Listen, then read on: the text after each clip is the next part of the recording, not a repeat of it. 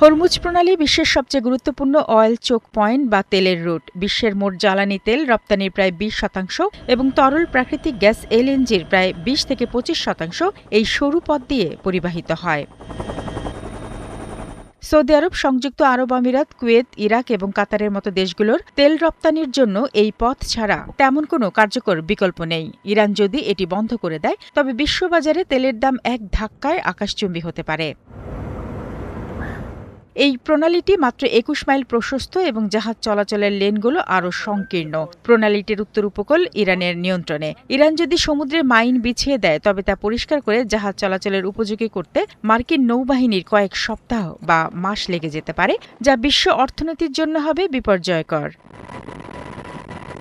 যুক্তরাষ্ট্র সরাসরি এই প্রণালীর উপর আগের মতো নির্ভরশীল না হলেও বিশ্ব অর্থনীতি এর উপর দাঁড়িয়ে। তেলের দাম বাড়লে যুক্তরাষ্ট্রে জ্বালানির দাম বাড়বে এবং বিশ্বজুড়ে পণ্য পরিবহনের খরচ বেড়ে যাবে, যা মার্কিন অর্থনীতিতে তীব্র মুদ্রাস্ফীতি তৈরি করতে পারে। জাপান, দক্ষিণ কোরিয়া, ভারত ও চীনের মতো মার্কিন মিত্র দেশগুলো তাদের জ্বালানি চাহিদার বড় অংশের জন্য এই পথের উপর নির্ভরশীল। এই পথ বন্ধ হলে মিত্রদের চাপে যুক্তরাষ্ট্রকে কৌশলগতভাবে পিছু হতে পারে।